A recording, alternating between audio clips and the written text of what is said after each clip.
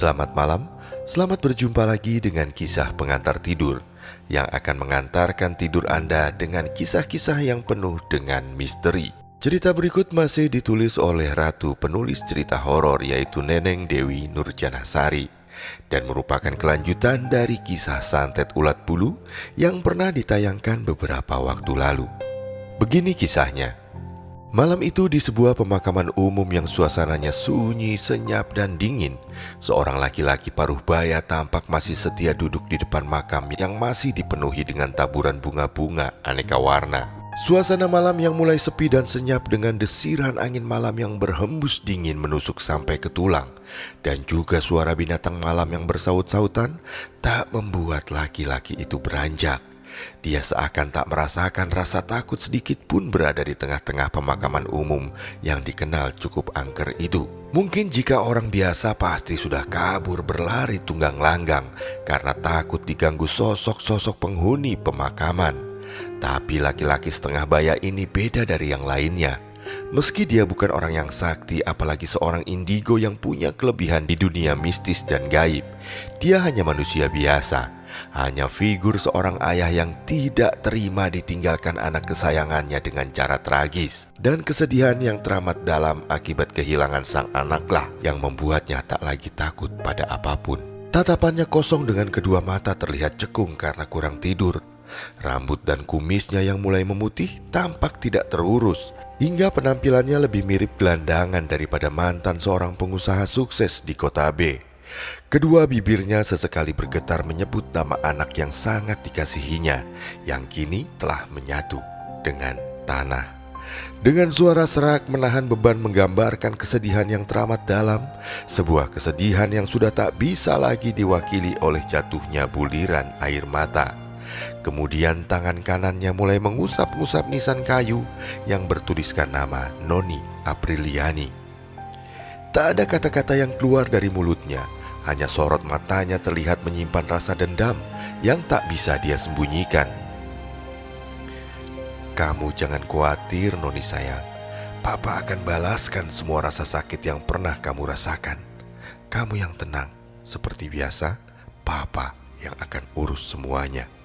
Ucap laki-laki setengah baya itu pelan dengan bibir yang bergetar dan gigi gemeretak menahan emosi yang tertahan. Laki-laki separuh baya itu tak lain adalah Pak Yono, ayah Noni yang tewas akibat terkena santet ulat bulu yang berbalik kepada dirinya sendiri. Dulu salah satu santet tingkat tinggi dan terbilang langka itu dikirim Noni untuk Dena setahun yang lalu dengan bantuan seorang dukun sakti tapi berotak mesum bernama Abah Juki.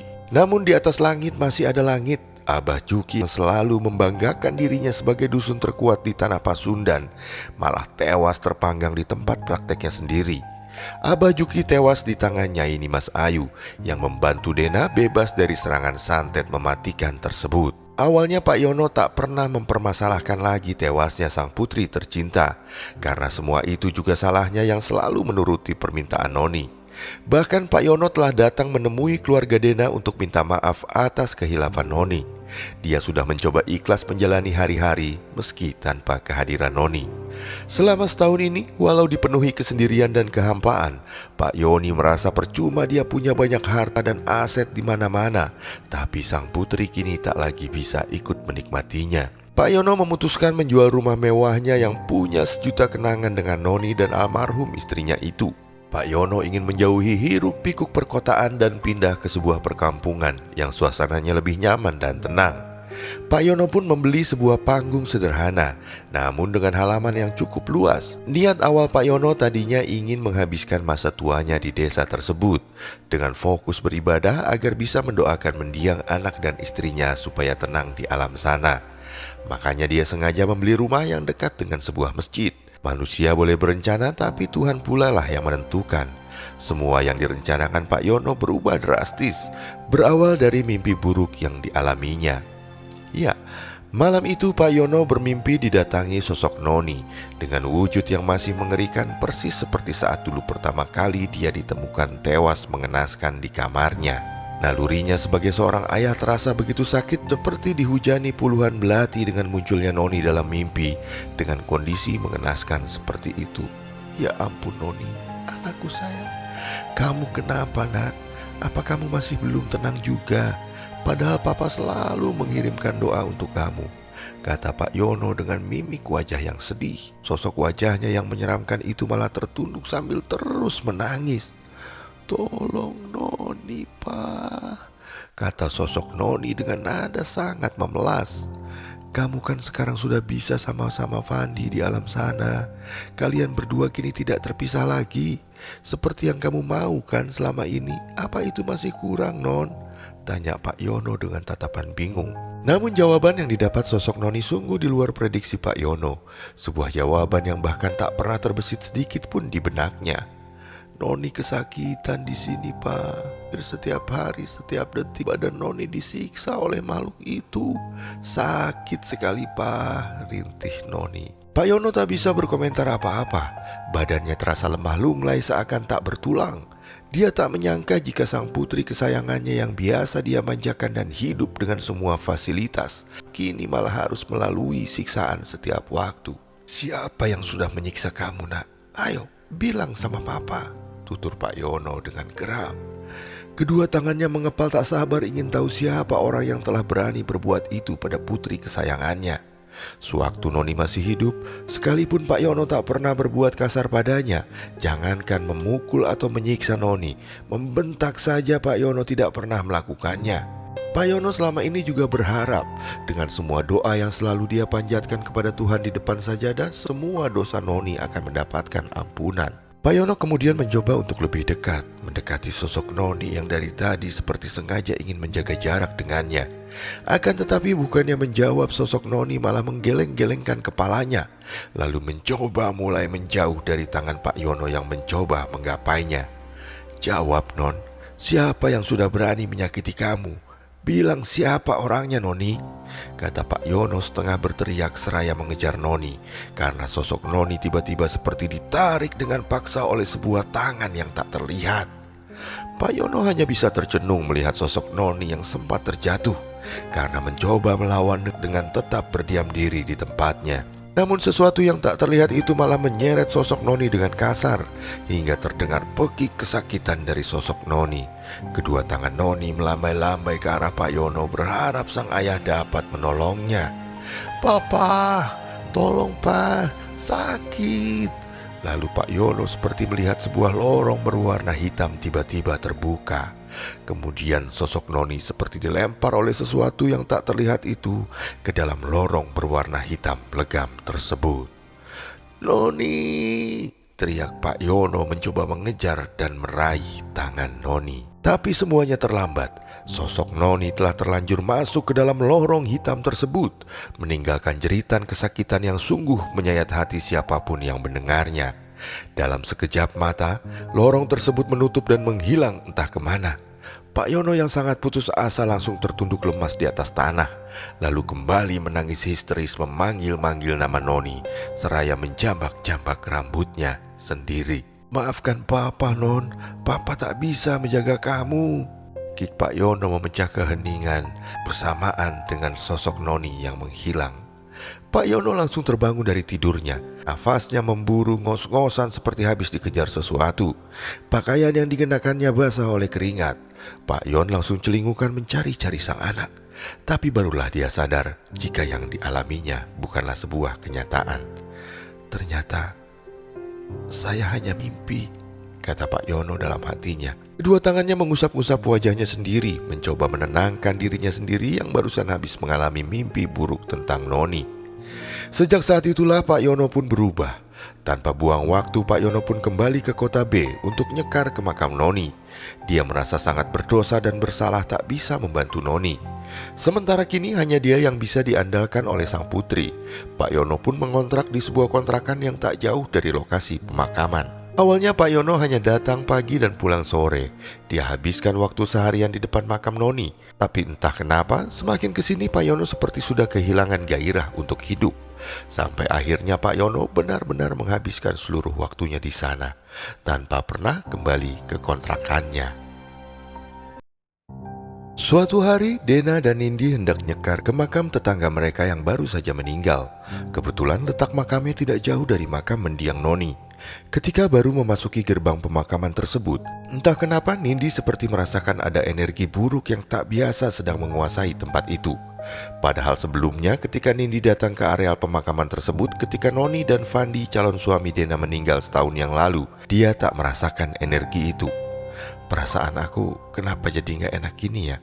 Kok kayak ada energi jahat yang ikut memagari areal pemakaman ini? Batin Nindi di dalam hatinya.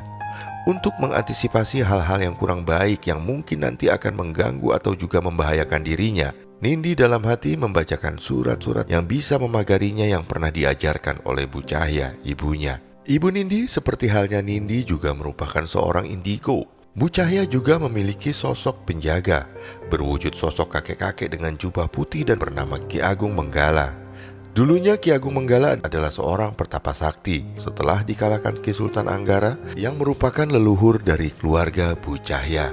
Bila Ki Agung Menggala punya senjata andalan sebilah kujang sakti yang bisa berubah wujud menjadi 10 kujang yang sama, maka Ki Sultan Anggara punya senjata andalan pasang cincin emas yang bisa menyedot semua energi dan ilmu musuh-musuhnya. Makanya beliau jarang sekali mengeluarkan senjata pamungkasnya tersebut kecuali di saat yang penting. Meski punya dua sosok pendamping yang luar biasa kesaktiannya, namun Bu Cahya lebih memilih tidak mengekspos kelebihannya sebagai indigo kepada halayak ramai. Dia lebih senang tidak ikut campur urusan manusia dengan para entitas penghuni alam astral. Bu Cahya cenderung menjalani hidup layaknya sebagai manusia awam pada umumnya. Tapi Bu Cahya tak pernah melarang Nindi ketika ingin turun membantu orang-orang yang butuh bantuannya. Bu Cahya, Ki Sultan Menggara dan Ki Ageng Menggala juga pasti akan turun tangan membantu Nindi ketika Nindi dan Nyai Nimas Ayu dalam kondisi terdesak. Kembali ke Nindi yang semakin kuat merasakan energi gelap di tempat pemakaman itu. Dia sempat merasakan dadanya begitu sesak seperti ada sesuatu yang tak tampak sedang menindihnya. Susah payah Nindi berusaha menetralisir energi negatif berkekuatan jahat itu yang dengan curang menyerangnya secara tiba-tiba hingga hidungnya sempat mengalami mimisan. Dan tiba-tiba Nyai Nimas Ayu muncul dan langsung memasang badan menjaga Nindi. Dia berdiri tepat di depan Nindi dengan posisi membelakangi gadis itu. "Kamu mundur, Nin. Cocongok pengecut ini biar aku saja yang menghabisinya," katanya ini Mas Ayu seraya menatap tajam dengan sikap menantang ke arah sosok bayangan berwarna hitam yang tadi sempat menyerang Nindi tanpa sebab. "Jangan ikut campur urusanku. Gadis itu harus mati di tanganku," bentak sosok bayangan berwarna hitam seperti kabut itu. "Lancang sekali mulutmu, wahai makhluk rendahan. Gadis ini adalah majikanku. Aku tak akan biarkan kau mengganggunya. Sini maju, hadapi aku kalau kau memang berani," tantangnya ini Mas Ayu dengan dada membusung dan terang-terangan menantang adu kesaktian dengan makhluk itu. Sosok entitas cantik yang berasal dari Pulau Seribu Dewa itu telah siap pasang kuda-kuda dan menyibak kain panjang khas Bali yang membungkus tubuh bagian bawahnya. Kaki jenjangnya ini Mas Ayu juga mulai dihentak-hentakan secara bergantian ke kiri dan ke kanan dengan gerakan khas ala penari Bali, tanda dia sudah siap menahan jika ada serangan mendadak dari sang lawan. Akan tetapi sosok bayangan berwarna hitam tersebut sepertinya gentar melihat energi kesaktiannya ini Mas Ayu yang begitu mengancam. Dia langsung menghilang dari hadapannya ini Mas Ayu dan juga Nindi. "Dasar pengecut, awas kau sekali lagi berani muncul di hadapanku, akan kubakar hidup-hidup dan kugantung di alam arwah," katanya ini Mas Ayu. Nindi yang sudah mulai bisa menguasai dirinya mengucapkan terima kasih pada sang penjaga, dan lalu dia langsung menyusul Dena yang telah berjalan jauh di depannya. Sosoknya ini Mas Ayu pun menghilang karena melihat Nindi telah normal kembali. Sebelum pergi dia berpesan agar Nindi tetap berhati-hati. Dena tak menyadari jika Nindi sempat tertinggal di belakangnya. Makanya Dena agak sedikit heran ketika melihat Nindi yang berlari-lari kecil di belakangnya. "Den, tunggu aku," kata Nindi dengan nafas ngos-ngosan. Dena pun langsung menghentikan langkahnya. "Kamu kenapa, Nin? Kok jalannya tertinggal jauh banget sih?" kata Dena seraya mengernyitkan dahinya. Nindi tak berani mengatakan terus terang kepada Dena sang sepupunya karena tahu Dena orangnya sangat penakut. Apalagi Dena juga batinnya baru sembuh dari peristiwa santet ulat bulu yang sempat menimpanya setahun yang lalu. Jadi Nindi terpaksa berbohong karena tak mau hal itu menjadi beban pikiran Dena. Itu tadi, Den, nggak sengaja kaki aku kesandung. Mungkin itu makam yang udah lama jadi aku nggak lihat jelas batu nisannya, ucap Nindi sekenanya. Dena pun tak menjawab dan hanya menganggukkan kepala. Baru beberapa langkah mereka berjalan, tiba-tiba Dena menunjuk ke arah makam Noni, di mana ada seorang pria berubaya sedang duduk di samping makam tersebut. Nin, coba lihat deh di makamnya Noni. Itu siapa ya? Tanpa sadar Dena menunjuk ke arah makam Noni dengan jari telunjuknya. Nindi yang diberitahu ibunya kalau menunjuk makam di pemakaman itu pamali, buru-buru menegur Dena. Den, gak boleh nunjuk-nunjuk makam pakai tangan, pamali. Bisa-bisa nanti ada penghuni sini yang ngikutin kamu, ucap Nindi setengah berbisik. Dena yang baru sadar buru-buru menurunkan tangannya. Wajahnya langsung berubah pucat pasi karena mendadak dilanda oleh rasa takut. Aduh, gimana dong Lin? Aku kan gak tahu, Dena membela diri. Nindi pun kemudian terus mencoba menenangkan Dena. Ya gak apa-apa, paling ntar pulang dari sini kamu harus cuci tangan, cuci kaki, sama ganti baju ya. Semoga gak apa-apa kok. Nindi menjelaskan panjang lebar dan diakhiri dengan tersenyum ke arah Dena untuk menenangkannya. Tadi aku mau kasih tahu kamu kalau ada bapak-bapak lagi nungguin makam Noni, terang Dena sambil hendak kembali menunjuk ke arah makam Noni. Tapi buru-buru dia urungkan sebab masih ingat pesan dari Nindi tadi. Akhirnya Dena memberi petunjuk dengan isyarat matanya. Nindi pun mengikuti arah pandangan mata Dena sambil menyipitkan matanya. Nindi mencoba melihat secara seksama laki-laki paruh baya yang dikatakan Dena barusan. Dia yakin sekali pernah melihat laki-laki itu. Itu bukannya bapak mendiang Noni ya Den? Tanya Nindi antara yakin dan ragu dengan dugaannya sendiri. Iya ya, itu kan Pak Yono. Tapi kenapa beliau kelihatan kusut ya? Kayak gak keurus gitu. Beda banget sama Pak Yono yang pernah ketemu kita setahun yang lalu. Dena ikut membenarkan sekaligus menyampaikan keheranannya. Nindi kembali mengarahkan pandangannya ke arah Pak Yono yang masih terus duduk di samping makam anaknya. Dan tiba-tiba saja Nindi merasa ada sesuatu yang aneh dengan Pak Yono. Tanpa sengaja Nindi seperti melihat bayangan hitam berbentuk awan yang tadi sempat menghadangnya. Secara tiba-tiba langsung melesat masuk ke dalam tubuh Pak Yono melalui ubun-ubunnya.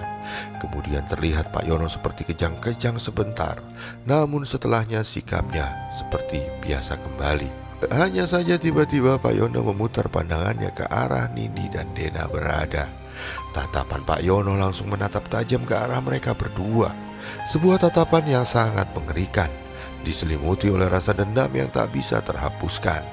Nindi terhenyak kaget ketika menyadari arti tatapan Pak Yono itu.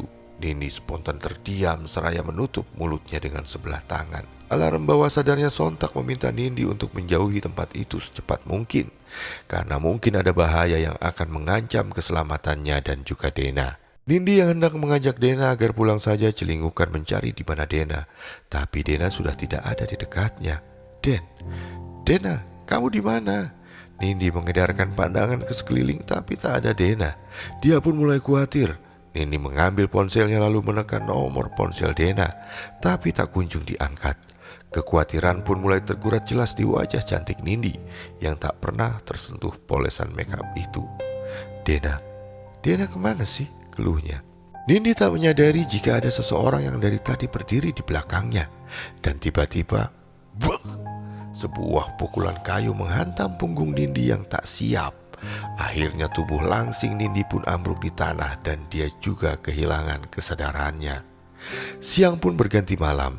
Sinar matahari perlahan meredup dan lalu menghilang, digantikan temaram cahaya bulan. Sayup-sayup suara pujian terdengar dari arah masjid. Sementara itu Bu Cahya di rumahnya merasa heran sebab Nindi belum juga pulang padahal hari telah beranjak malam. Nindi kemana sih? Tadi kan janjinya cuma nganterin Dena. Katanya sore juga pulang, ditelepon gak diangkat. Padahal Dena sudah pulang dari tadi. Tumben tuh anak bikin khawatir aja. Bu Cahya mondar-mandir di depan teras dan dia sesekali melihat ke arah ponsel yang sedang dipegangnya, berharap Nindi memberi kabar. Tiba-tiba, semilir angin muncul entah dari mana asalnya. Disusul kehadiran seorang kakek berjubah putih dan berjanggut panjang muncul di depan Bu Cahya. Dia adalah Ki Agung Menggala, salah satu penjaga Bu Cahya. Ki Agung Menggala mengucapkan salam dan lalu dijawab oleh Bu Cahya. Kemudian Ki Agung Menggala berkata, Anakmu sedang disesatkan sosok jahat yang tercipta dari rasa dendam kesumat orang yang merasa dendam padanya. Kamu harus cepat-cepat menolongnya. Dia masih muda, belum punya banyak pengalaman. Jadi kamu harus sabar membimbingnya, kata Ki Agung Menggala. Bu Cahya kaget mendengar penuturan beliau. Untuk beberapa saat Bu Cahya pun tercenung. Sebenarnya Bu Cahya sudah tak mau lagi berurusan dengan dunia gaib-gaiban. Dia lebih suka hidup normal layaknya orang kebanyakan dan fokus mengurus Nindi, anak semata wayangnya. Namun kali ini Nindi sedang terancam nyawanya. Sebagai seorang ibu tak mungkin Cahya membiarkan hal itu begitu saja. Baiklah, meski aku telah janji takkan lagi ikut masuk dalam urusan dunia gaib, tapi aku rela melanggar janjiku sendiri demi keselamatan Nindi, kata Bu Cahya. Bu Cahya kemudian berjalan ke kamar mandi untuk mengambil air wudhu dan melakukan sholat. Sambil memakai mukena, Bu Cahya terus membacakan ayat-ayat. Tak lama kemudian tiba-tiba di depannya muncul sebuah benda yang mirip sekali dengan cermin, tapi berbentuk hologram. Atas izin darimu, izinkan saya mencari keberadaan anak saya. Berikan saya petunjukmu, ucap Bu Cahya dengan suara setengah lirih berbisik. Perlahan namun pasti benda yang mirip dengan cermin tadi tiba-tiba memperlihatkan Nindi yang sedang disekap dan diikat sukmanya. Dia tampak tak berdaya, sementara Bu Cahya tak melihat keberadaannya ini Mas Ayu yang biasanya selalu berada di dekat Nindi. Ya ini Mas Ayu kemana ya? Tapi ya sudahlah, yang penting sekarang aku harus menyelamatkan Nindi, anakku, tekad Bu Cahya. Bu Cahya kemudian mulai melepaskan mukena yang dikenakannya, lalu mengambil sikap bersila dengan kedua tangan di posisi terkatup berada di depan dada. Dibantu oleh Ki Ageng Menggala, dia akan mencari tahu di mana Nindi disekap. Sementara itu Nindi tersadar dari pingsannya dan merasa kaget mendapati dirinya dalam kondisi dengan kedua tangan dan kaki telah terikat tali. Bukan tali biasa, tapi sebuah tali gaib yang hanya bisa dilepaskan dengan mantra tertentu dari pemilik tali gaib tersebut. Nindi mengendarkan pandangannya ke sekeliling karena merasa sangat asing dengan tempat itu. Aku di mana ya? Kenapa kedua tangan dan kakiku terikat tali seperti ini? Siapa yang sudah mengikatku? Susah payah Nindi mencoba mengingat-ingat peristiwa terakhir yang dialaminya. Tapi Nindi hanya ingat terakhir dia dan Dena berada di pemakaman umum, itu saja. Selebihnya Nindi tak ingat apa-apa lagi. Tiba-tiba Nindi teringatnya ini Mas Ayu. Dia dari tadi sama sekali tidak melihat keberadaan sosok penjaganya itu. Nyai ini Mas Ayu. Nyai di mana? Kenapa gak datang tolongin aku? Kata Nindi lirih. Tak lama kemudian terdengar suara langkah kaki melangkah dari belakangnya. Awalnya Nindi begitu sumringah karena mengira itu adalah Nyai Nimas Ayu yang hendak menyelamatkannya. Tapi dugaan Nindi salah besar. Sudah bangun kamu rupanya, ucap suara laki-laki paruh baya. Nindi langsung menoleh ke arah datangnya suara itu. Pak Yono? Nindi terhenyak kaget. Mendadak ingatan Nindi kembali pada saat dia melihat bayangan hitam yang sempat mau menyerangnya, tapi dia malah masuk ke dalam ubun-ubun Pak Yono. Kenapa kamu kaget lihat saya? Tanya Pak Yono. Saya di mana ini Pak? Dan kenapa Bapak menyekap saya? Apa salah saya? Cecar Nindi. Pak Yono mendekati Nindi. Kini jarak mereka sangat dekat, hingga Nindi bisa melihat wajah Pak Yono lebih jelas. Entah kenapa, saat menatap mata Pak Yono, Nindi merasa jika itu bukanlah Pak Yono. Kamu siapa? Kamu pasti bukan Pak Yono, tanya Nindi. Tiba-tiba sosok Pak Yono tersebut tertawa keras. Namun tawanya malah membuat tempat itu seakan berguncang. Nindi langsung bergidik ngeri dan berteriak histeris. Ketika tiba-tiba tubuh Pak Yono mendadak terbelah menjadi dua. Lalu dari bagian tengah tubuhnya muncullah gumpalan asap hitam yang sangat dikenali oleh Nindi.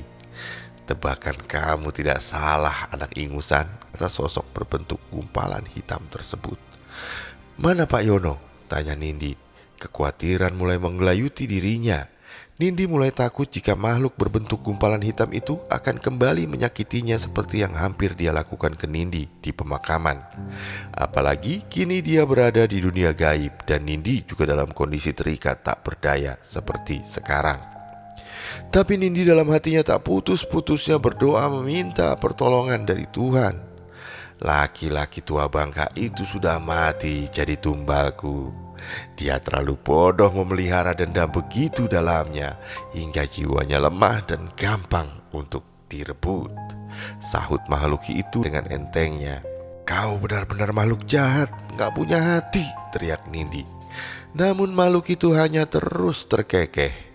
Salah sendiri, kenapa laki-laki tua bangka itu percaya kalau anaknya yang sudah mati disiksa oleh makhluk gaib? Padahal semua itu hanya akal-akalanku saja, agar bisa meminjam raganya, jadi bisa lebih mudah membunuhmu, anak ingusan. Ucap makhluk itu seraya terus mendekat ke arah Nindi yang mulai ketakutan. Nindi hanya bisa memejamkan matanya. Dia tak mau putus asa dan dalam hatinya terus melantunkan doa-doa, berharap akan ada yang datang menolongnya. Sampai akhirnya makhluk itu mendekati ubun-ubun Nindi dan hendak menyedot sukma kehidupan Nindi seperti yang pernah dia lakukan pada Pak Yono. Tapi tiba-tiba sebuah tendangan tepat menghantam kepala makhluk itu dan membuatnya jatuh terjengkang. Jangan coba-coba kau sakiti anakku, makhluk jelek. Bu Cahya muncul sambil berkacak pinggang, memandang sangar ke arah makhluk berbentuk gumpalan itu. Ibu, teriak Nindi penuh sukacita. Dia sempat tak percaya jika sang ibulah penyelamatnya. Kamu gak apa-apa kan nak? Tenang, makhluk jelek ini biar ibu yang habisi. Mungkin dia dendam karena dulu ibu pernah menghabisi saudara kembarnya, si gumpalan merah.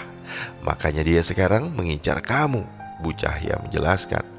Kurang ajar, berani-beraninya kau mengancamku, wanita sialan.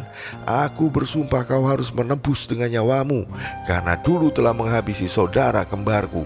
Rasakan ini, ancam makhluk berbentuk gumpalan itu kepada Bu Cahya. Makhluk yang ternyata bernama gumpalan hitam itu langsung meliuk-liukkan tubuhnya, mengubah tubuhnya menjadi putaran angin tornado yang semakin lama semakin kencang. Lalu perlahan Bu Cahya yang sedang berdiri di dekat Nindi malah mulai ikut terseret masuk ke dalam pusaran-putaran angin tornado yang diciptakan oleh gumpalan hitam. Bu, hati-hati, teriak Nindi khawatir, takut hal buruk menimpa ibunya. Tenang Nin, kamu doakan ibu aja, jawab Bu Cahya tenang. Bu Cahya yang bisa setenang itu karena barusan mendapat bisikan dari Ki Agung Menggala yang mengetahui titik kelemahan si gumpalan hitam. Kamu coba pegang bagian kepalanya, lalu pisahkan kepala dengan badannya dengan memakai trisula pemberian kakek buyutmu, bisik Ki Agung Menggala. Bu Cahya mengangguk tanda faham, dan lalu tanpa membuang waktu dia merangsek maju menghadapi putaran angin tornado yang mulai menarik tubuh Bu Cahya ke dalam pusaran-putarannya. Meski sedikit kesulitan, namun Bu Cahya terus berusaha mencari bagian kepala si gumpalan hitam. Dan setelah berhasil meraihnya, Bu Cahya memejamkan mata memanggil senjata trisula kesayangannya yang sudah lama tidak dia pakai. Dengan penuh keyakinan, Bu Cahya pun menusukkan trisula itu ke bagian kepala si gumpalan hitam, hingga kepala dan badannya menjadi terpisah. Terdengar suara lolongan kesakitan si gumpalan hitam. Darah berwarna hitam juga muncrat kemana-mana yang berasal dari bagian tubuhnya yang terpotong. Sekarang biar saya yang menyelesaikan. Kamu cepat lepaskan ikatan tali gaib yang mengikat tangan dan kaki anakmu, tutur Ki Agung Menggala yang langsung melesat terbang menangkap kepala dan badan si gumpalan hitam yang telah terpisah. Kemudian memotong-motong lagi bagian tubuh si gumpalan hitam tersebut dengan mengenakan senjata kujang andalannya. Setelah terpotong-potong menjadi bagian yang kecil, Ki Ageng Manggala memasukkannya ke dalam botol kaca yang dia bawa. Kamu sebaiknya aku masukkan ke dalam botol ini agar tidak membuat kerusuhan di mana-mana, kata Ki Agung Menggala sambil menutup botol tersebut dan memasukkan ke balik jubahnya. Sementara itu Nindi yang menyaksikan peristiwa itu tak henti-hentinya merasa takjub akan kehebatan ibunya. Nindi yang selama ini hanya tahu sang ibu merupakan wanita rumahan biasa, tak menyangka jika ibunya juga merupakan orang yang memiliki kelebihan sama sepertinya. Tak membuang waktu, Bu Cahya segera melepaskan ikatan tali gaib yang membelenggu tangan dan kaki putri kesayangannya itu. Setelah terlepas, Nindi langsung memeluk erat ibunya. Bu Cahya pun membalas pelukan Nindi dengan hangat. Bu, makasih ya udah nyelamatin aku, ucap Nindi dengan mata berkaca-kaca seraya melepaskan pelukannya. Sama-sama sayang, sahut Bu Cahya. Tapi aku bingung deh Bu, kemana perginya ini Mas Ayu ya? Tanya Nindi heran. Tiba-tiba suara yang sangat familiar kembali terdengar di telinga Nindi. Suara merdu khasnya ini Mas Ayu. Aku di sini Nin, saat aku melihat kamu pingsan dipukul kayu oleh si gumpalan keparat yang memakai raga Pak Yono itu, aku mau menyelamatkan kamu. Tapi dia malah pukul aku dari belakang dengan menjerat leherku menggunakan tali gaib dan tubuhku juga diikat. Katanya ini Mas Ayu menjelaskan apa yang sebenarnya terjadi padanya. Lalu Nyai Nimas Ayu pun tertunduk seakan menyesal karena tadi tak bisa membantu dan menyelamatkan Nindi. "Aku nggak apa-apa Nyai, justru aku senang sekali kalau Nyai selamat," ucap Nindi tersenyum tulus. "Baiklah, untuk membayar kelalaianku hari ini izinkan aku menggendongmu Nin untuk membawamu ke tubuh kasarmu," pinta Nyai Nimas Ayu. Nindi melirik ke arah ibunya Bu Cahya dan menjawab dengan anggukan tanda setuju. "Ya sudah, kamu pulang sana sama Nyai Mas Ayu. Ibu akan pulang sama Ki Agung Menggala," kata Bu Cahya. Sebuah senyum lega tak pernah pupus terukir dari bibir Bu Cahya. Dia sangat bersyukur karena tidak terlambat datang untuk menyelamatkan nyawa sang putri tercinta.